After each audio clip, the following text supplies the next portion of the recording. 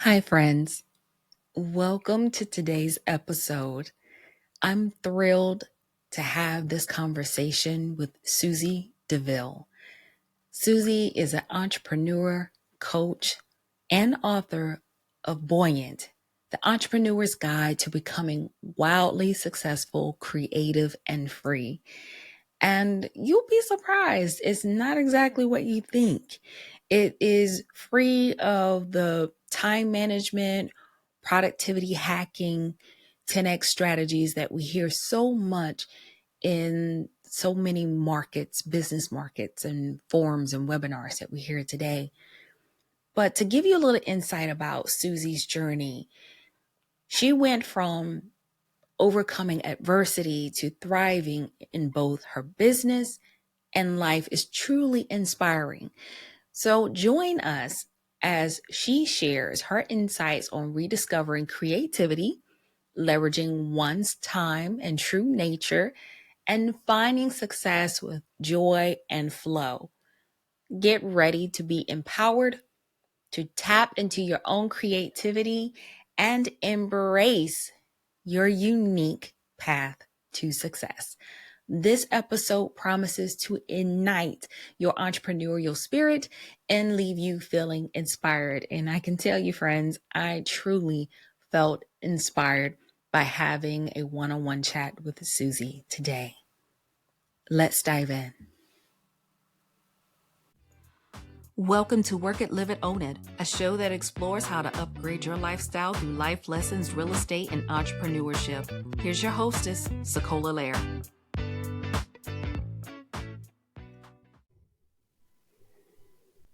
Welcome, Susie. It's so great to have you on today. How are you doing? I am so happy to be here. I'm doing very well. Thank you.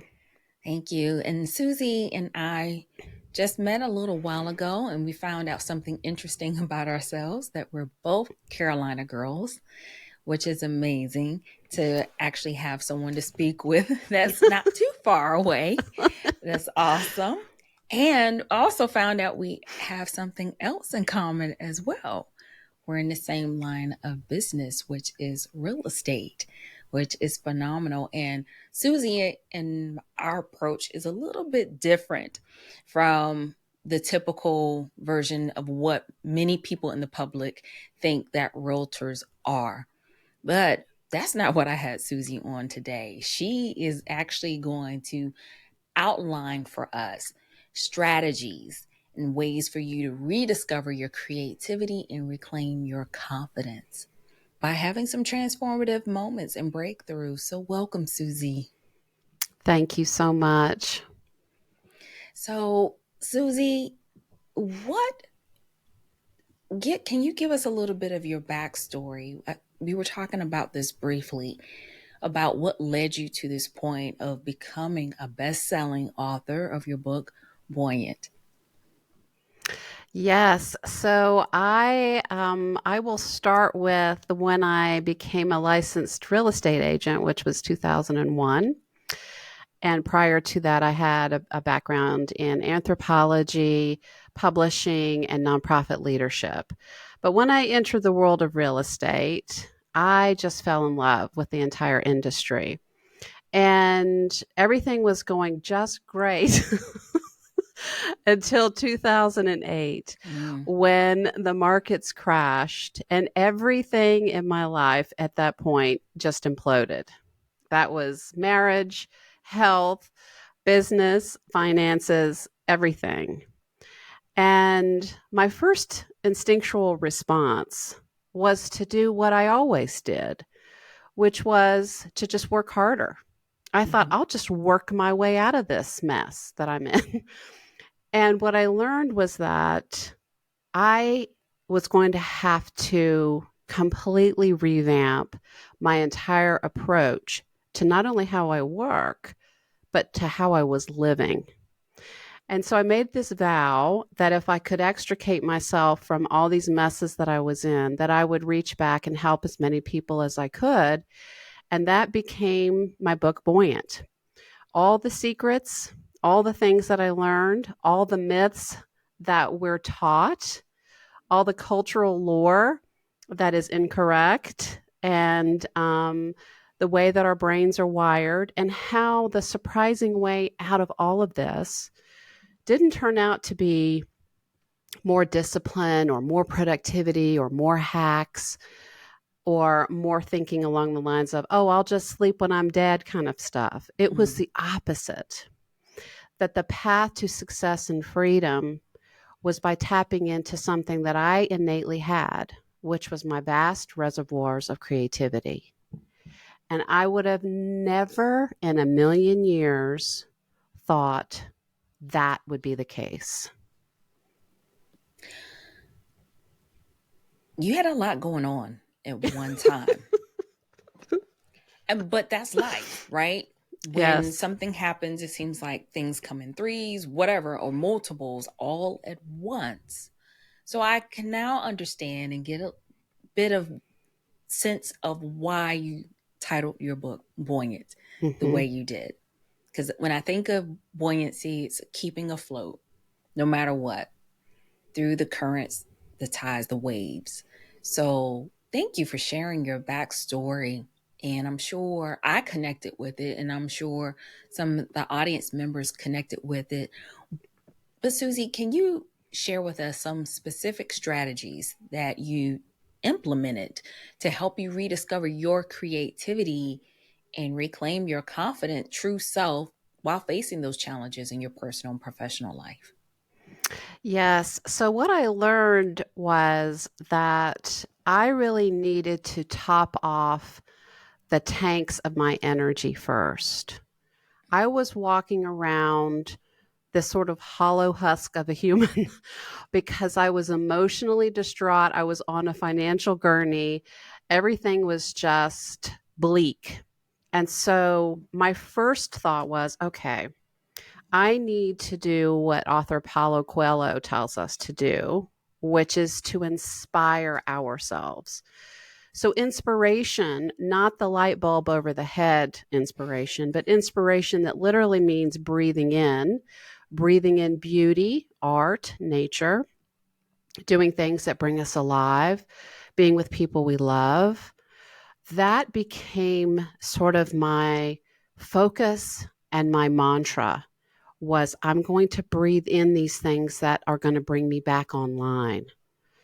Then when I had my inspiration tank and my energy tanks sort of topped off, I began testing and experimenting with things to see what kind of practices would heal me as well as help connect me to this new path that I was on.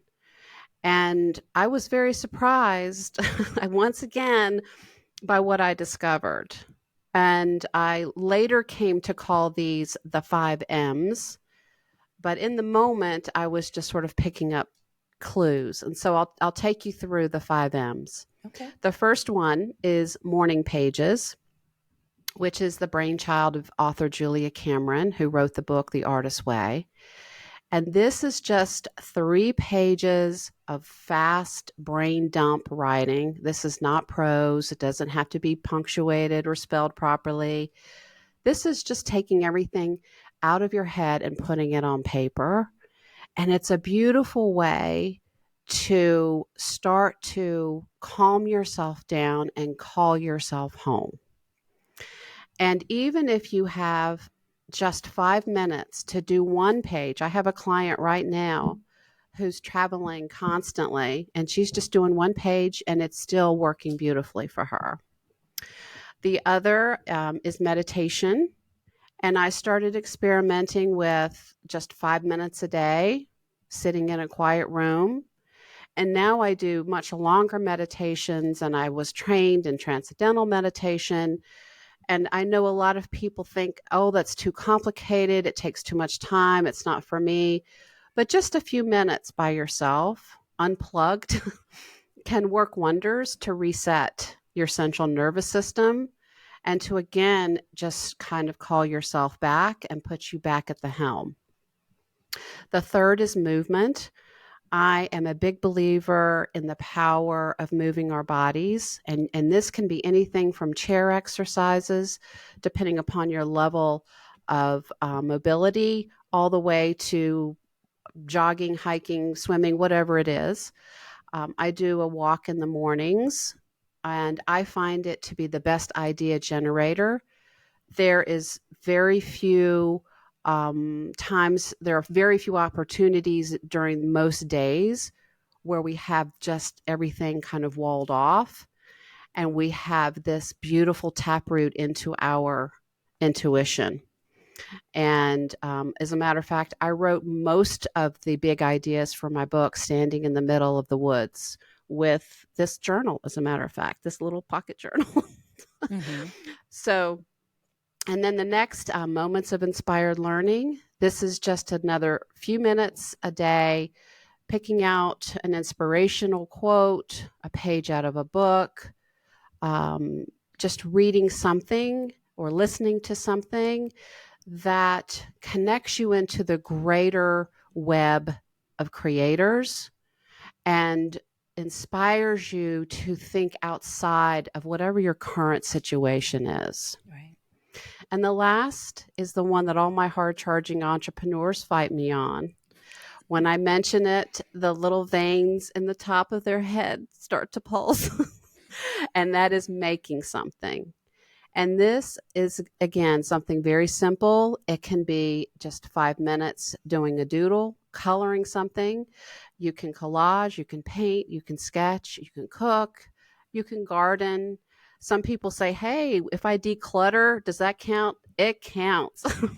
So moving your hands turns out to be what's key without all kinds of other distracting things. But there is a wonderful expression from an author, an artist by the name of Linda Berry, and she says, you know, your ideas come from your head, down your shoulder, down your arm, to your hand, to your paper, but it also works the other way. You also, when you're writing and when you're moving your hands and when you're making something, ideas come from your hands up your arm and into your shoulder and through to your brain. And so these are all beautiful ways to connect us to our intuition. We are wonderful at using our strategic minds. And I don't advocate that we give those up, but I advocate that we do add our imagination and our intuition and our vast problem solving skills into the equation. And it makes for a much more calm, joyful, and abundant way to live. I love that because the five M's actually touch on every aspect of your life. And you're taking care of yourself first, primarily. And I'm one of those people that if I'm not creative, it bothers me to no Mm-hmm. end. I feel stagnant. I feel uninspired. So I have to create something. Believe it or not, video editing helps me. I love Mm-hmm. doing that, or making candles. So I get what you're saying, because if I'm not, and I feel, I'll go crazy. And Well, I, stagnant is actually, I think, a fantastic way to describe it Mhm. because creativity unexpressed is not benign. In fact, it is toxic. And it's damned when it's dammed up within us and we don't identify, oh, I haven't been doing my whatever it is that Right. you like to do, or maybe you've never done those things, or maybe you tried those things when you were little Mhm. and somebody shamed you for something that you made and you never tried it again, which is unbelievably common. Right. But when we don't express ourselves creatively, and it's not the outcome, it's not the thing that we're making that is the point. We get so hung up, oh, I don't like it. It's not any good. Everybody's going to hate it. It has no relevance. You may love it, and that's kind of a bonus. But the point is spending time doing the creative act. That just releases so much energy inside of us. And it sort of gently coaxes us across this threshold into this world where we have new courage to take bold action, and we leave this scarcity survival state and we enter into this world of what's possible, Mm. and we start to try things. And that's, for an entrepreneur in any industry, that is our key to success and joy in Right. whatever work that we do. I love it. I love it. Again, you're taking care of so many different aspects of your life, and it fuels you to do other things to keep your cup full. So, in your book, Buoyant, you challenge the prevailing advice for entrepreneurs to go all in and maximize productivity at all costs.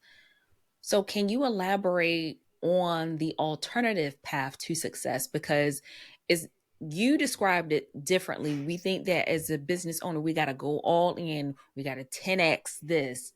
So, can you elaborate on the alternative path to success, the joy, and how the joy and flow that you advocate for, and how has it impacted your life and the lives of those you coach? Sure. So let me start with the outcome first, Okay. just because a lot of people will hear the first part of the story and go, oh, that's magical thinking. It's never going to work, Right. because our cultural messaging is so strong that the only path is to be on the grind and to hustle every day, right? So let me start with what happened. I went from working 80 hours a week and just so stressed out and exhausted, to working 4 days a week, quadrupling my income, leaving financial debt.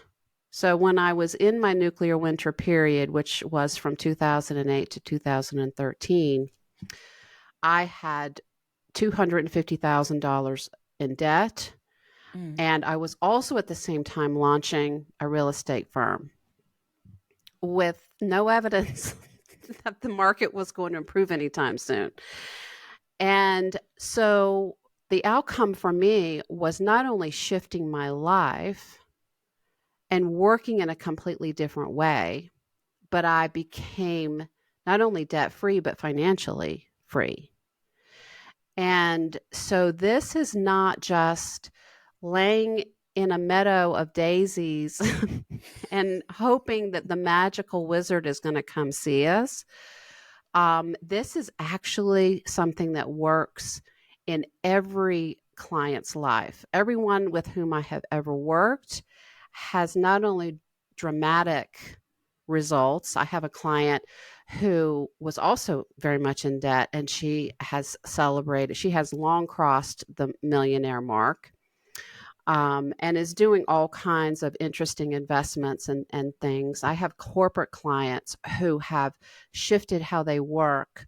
I have people who are in public education who are also artists, who are learning how to build their creative body of work so that they can transition from one kind of way of living to an entirely different way to sustain their life very successfully through their art. So it works whether you're a real estate agent or whether you are in the C-suite or an entrepreneur. So how did I get there? Well, the first thing that I realized was that I was going to have to be very clear about who my authentic self is.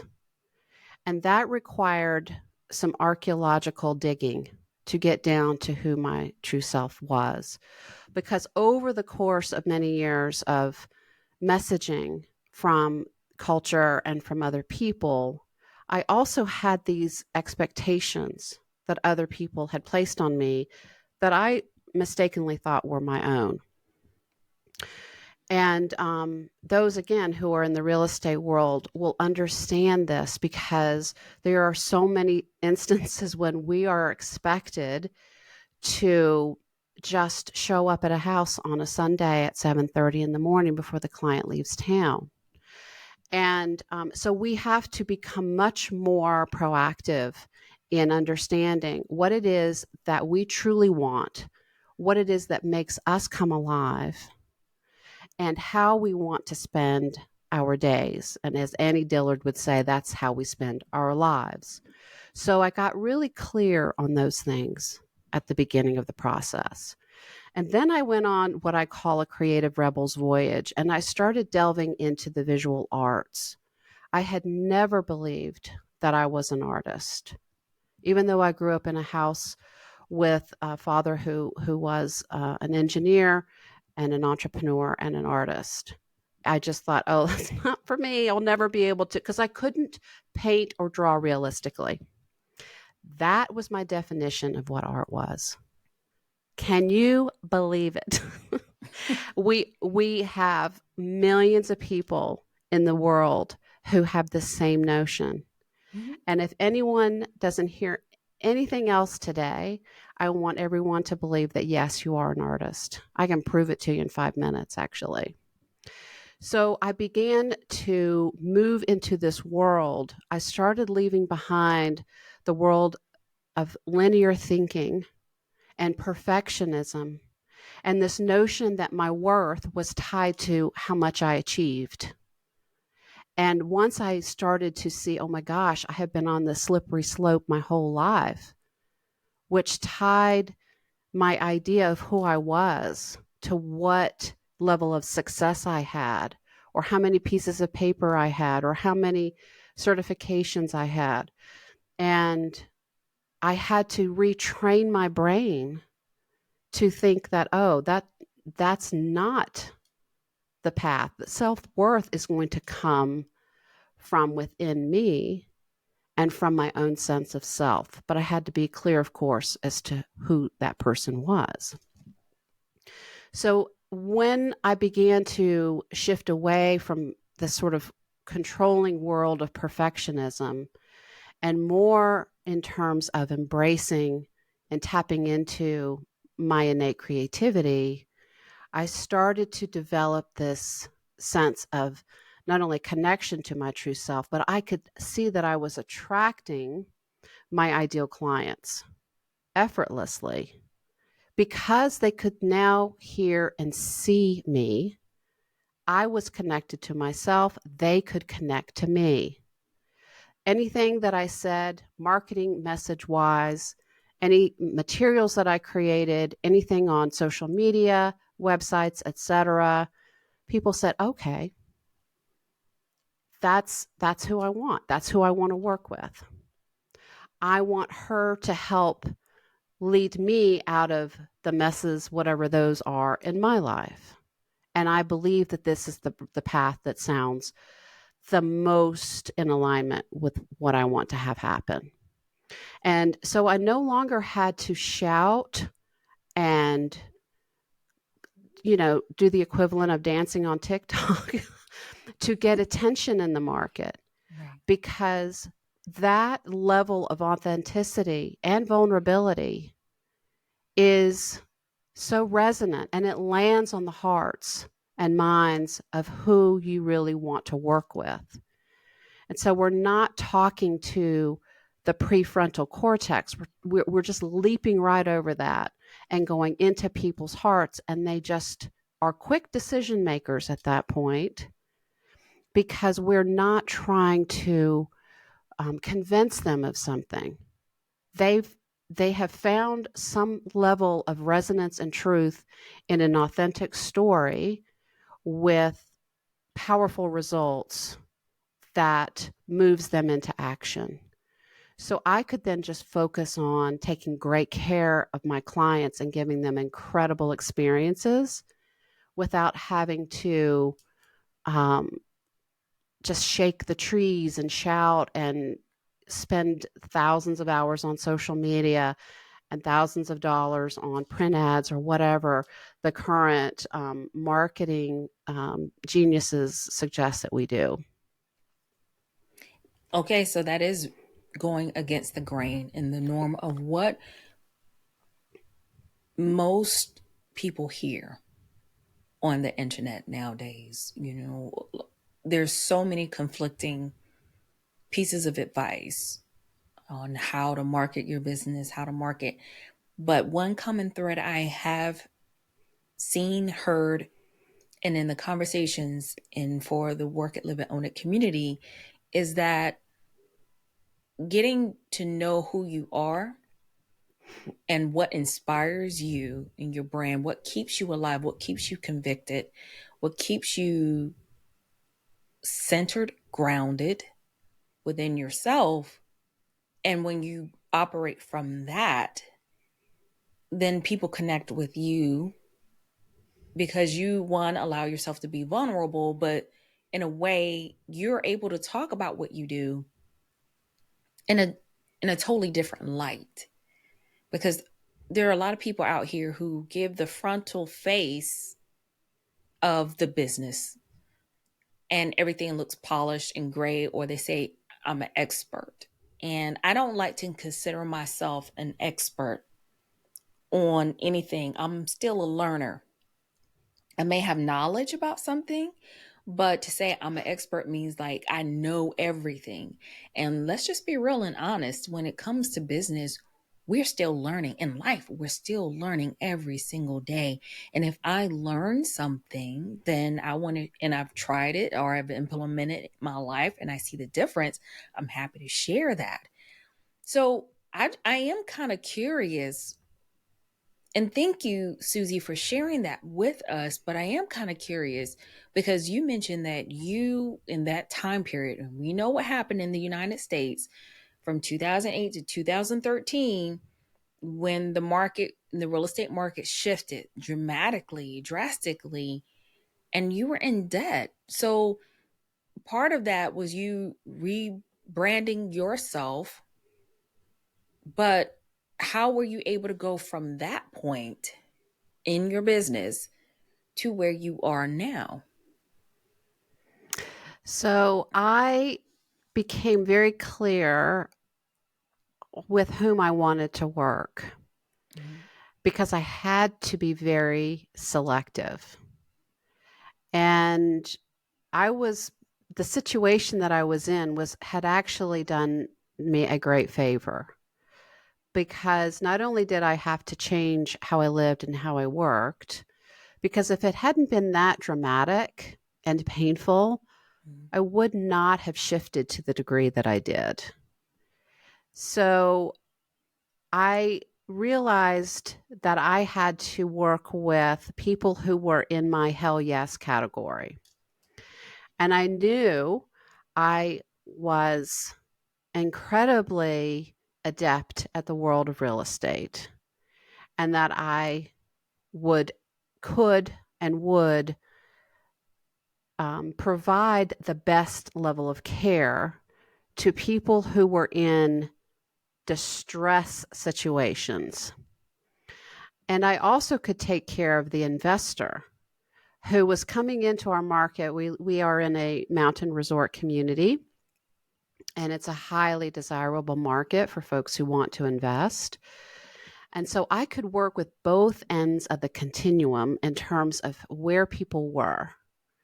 So we had the investors who were coming in trying to leverage cash and wanting to know exactly what to invest in to maximize, of course, their returns.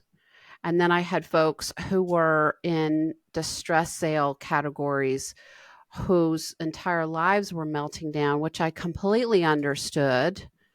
And I could work with both to help both find success. And so word got out that, my investor clients were making, they were having incredible results. And the folks who I were helping on the other end of the spectrum, of course, they were sharing their stories as well. So I did not have to spend a lot of precious resources on finding clients. And that was very important. And I also structured my real estate office, and you talked about buoyant being unsinkable. Well, I chose the name of my firm, White Oak Realty Group, because the white oak is a native tree in my area, and it's also what you make boats out of. That's unsinkable. Mm. And I knew that I was going to, I sort of had my Scarlett O'Hara moment, with the carrot over my head, as God is my witness, I'm going to Right. make this real estate firm a success. So I had, I was very lucky to have the ability to have I created an office. I took, and I don't recommend this, but I renovated a tiny little place on credit cards. And it was beautiful, and it was right in the center of the bullseye of the market. And Mm. I just had a vision for what I could make as long as I just stayed um, focused and consistent and took excellent care of people. And so that's exactly, I was very fortunate to have a lot of wonderful clients and some significant deals that pulled me completely out of debt and put me in a position where I could start to transition out of that to selling the company in 2018 so that I could write a book and fulfill another dream, which was to start the Innovation and Creativity Institute and have that be the majority of my life. I love it. So you took from the beginning in 2001 in your real estate business, casting this huge white net, which is what a lot of entrepreneurs do, not even just in real estate, but realtors in particular want to cast this huge white net and see, okay, how many fish I can get into the boat. Since we're talking about being unsinkable, right? And buoyancy. And so that can be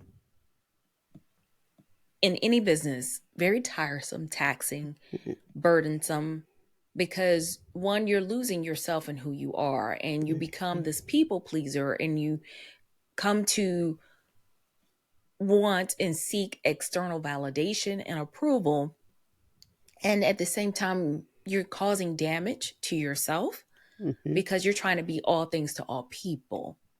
And there's a way to do that, but not without sacrificing yourself. So say, for example, like you said, you focused on people who were dealing with distressed properties, or for whatever reason, they were in distress and they needed to sell their home.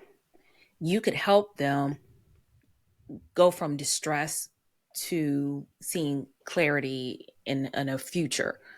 And then you were able to help investors. So by you changing the focus and helping people, in that point, and you're one of the you're another realtor who I talked to who was in the business at that time and said, I could focus on this at this point, but also work with investors.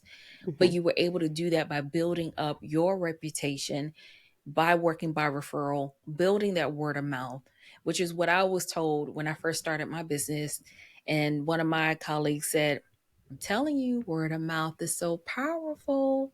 It's like your free marketing billboard, and you stand out to other people. And that's so true, guys. And I know you may seem like it's all airy fairy and it's just out there, but guys, let me tell you, by showing up in rooms, being yourself, and coming from your core self, like Susie has been talking about, people see that. People see your energy and they resonate with that. If people walk away from you having a conversation with you and they're like, wow, I really enjoyed my conversation, you will stick out in their minds. I had an example like that this week. So, Susie, now that you've sold your practice and you're focusing more on, and we got to talk about this too, because I've got probably need to have an author on my show about publishing a book, because that's a whole nother dynamic to itself for those who are aspiring writers or who are writers. That's another part of creativity that you've talked about on one of the M's. How do you recommend entrepreneurs navigate, and we talked a little bit about this, but navigate that equilibrium between pursuing business goals, maintaining their overall well-being? You talked about the 5 M's, but especially in a fast-paced and demanding world, Some people say, well, that's easier said than done, but I got to get up. I got to take care of the kids. I got to look after my family. Or if you don't have kids, I got to dash off to work, because some entrepreneurs are still working full-time jobs while they're pursuing their business goals. When am I going to have this time? You said walk in the morning. That's great. And we may all have these ideas in our head to do that. How do you help your clients go from, yeah, that's a nice idea, to actually implementing that in their lives? Oh my gosh, I love this so much. So it is perfectly natural for us to have this desire to go from being on the couch to scaling Everest by Friday. We totally want to just have those kinds of results. We want to change everything Yes. immediately.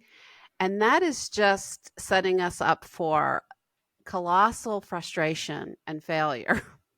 So, what I have started people with is pick one of the M's that calls to you the most. Which one seems like it would bring your energy up the most? Mm. Fill you with peace and calm and a sense of ease.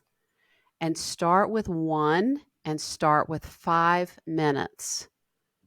Even if you're just going to do a movement and you walk around your block and you do that for a month and you don't do anything else except for that, what we have to do is start to prune old neural connections in our brain and start to rewire new connections for a new behavior and a new habit and a new practice. And so the power of accumulation works in our favor, even if it's 5 minutes, because we're showing up, we're doing the thing, we're wiring and firing. We're showing up, we're doing the thing, we're wiring and firing. And in the simultaneously, what happens is the old thing that we used to do, maybe that 5 minutes we used to sit there and squint at our phone and scroll through Facebook or whatever. We're Mm. not doing that anymore because we have our sneakers on and we're out the door. And that's pruning that old behavior away. So if we can start with some realistic expectations, if we can be supremely kind and compassionate toward ourselves and say, you know what? There are lots of things that I want to do. I can start with this one small thing and I can let that be the building block. When I first started, I wasn't doing all 5 M's. I could barely, I was just looking for oxygen, right? I was just barely able to function. So it wasn't like I was, woohoo, I'm going to go do this and spend 5 hours on my morning practice. Mm-hmm. There's just no way. So if we start small and we build, and the other thing that I think is very important to mention, when we do these small practices, we will start to experience time very differently. The survival scarcity brain will always say, there's not enough time, there's not enough time, there's not enough time. Mm. And it's our job to go, well, let's just see about that. Right. Because that 5 minute walk is going to change your experience of how time functions for you. Even in just that brief walk, time is like an accordion in a lot of ways in terms of how I experience it. When I believe the lie, there's not enough time, and I skip certain things, Mm. then my experience of time equally constricts. Yes. When I disbelieve what my brain is barking at me, and I'm like, I'm going out into the woods anyway, or I'm going to sit here with my journal and have a cup of coffee, my experience expands, a time expands. So, what's happening is our energy, our level of energy and focus is driving, and this is my interpretation of it, is in part driving how we experience time. So if we focus more on managing energy and less on productivity hacks and time management and all those things, how much can I cram in? Mm. Let's get clear about what we need to um, get rid of. And we'll cling to those to-do lists because this was me. And we'll say, I can't get rid of anything on this list. Well, yes, we can. So I encourage people, look at your to-dos and let's get off some boards. Let's stop doing the things that are draining our energy. Let's change some health habits. Let's get some more sleep. Let's not say yes to doing the committee work on Saturday mornings anymore. Whatever it is that we can reclaim back to ourselves, we reclaim that energy, but we also, our soul is just in there going, yes, you go, girl.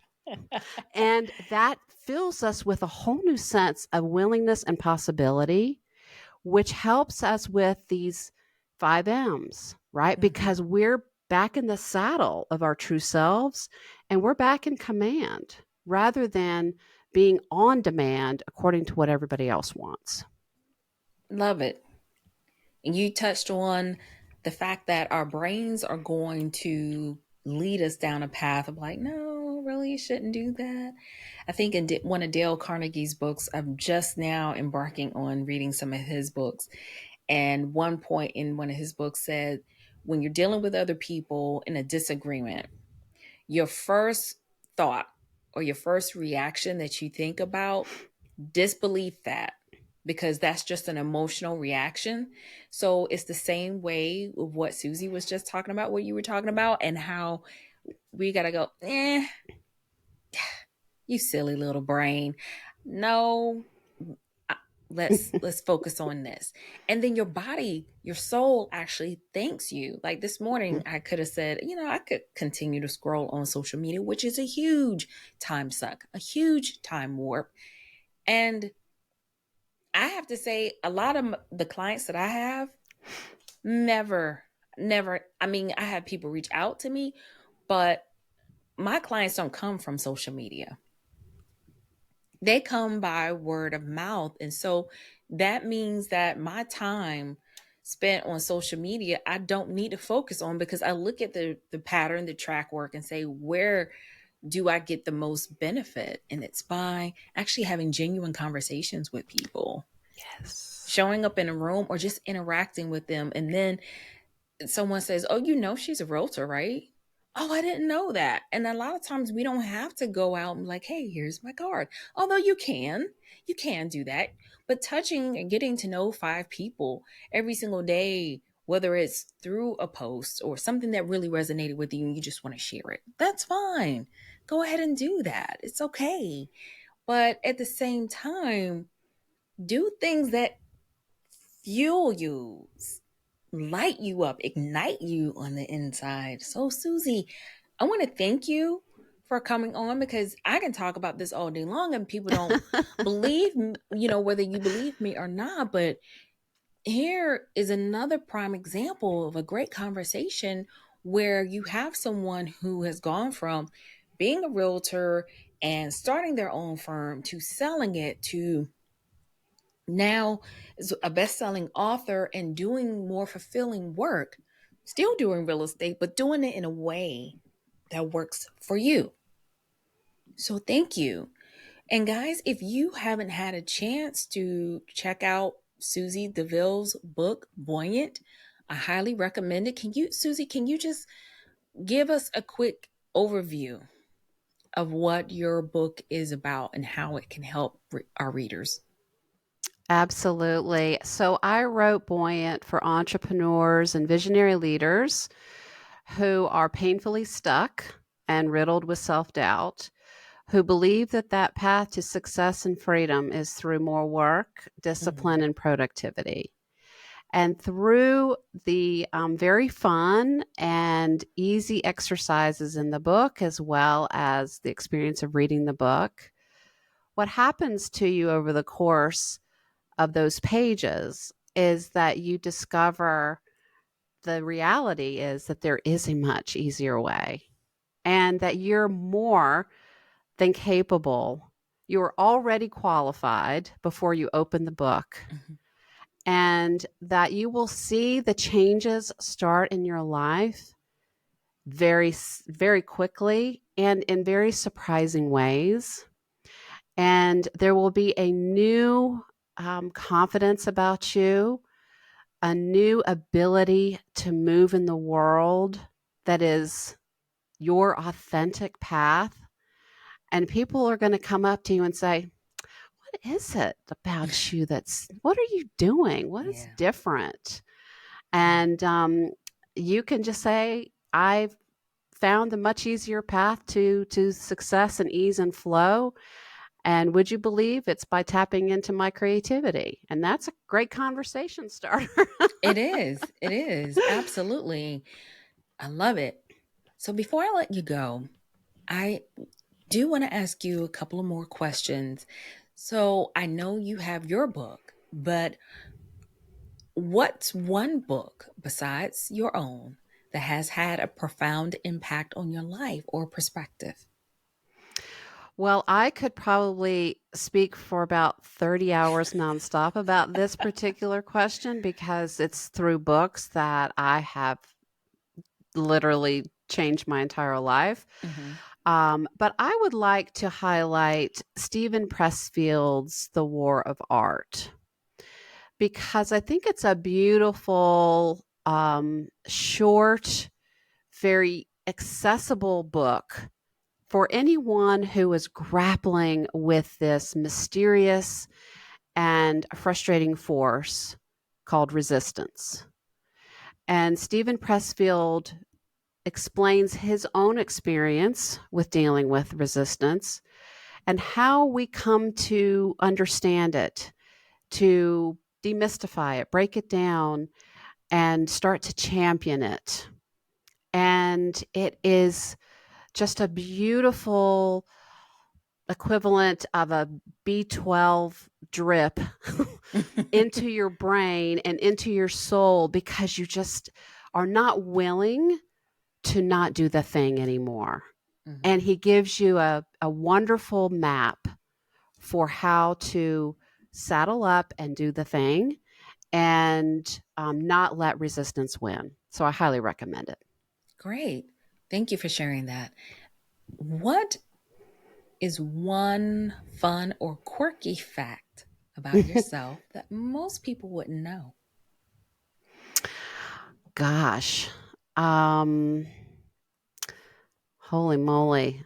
I think most people know all of these things, but probably that I would say probably that I love to fly fish. Okay.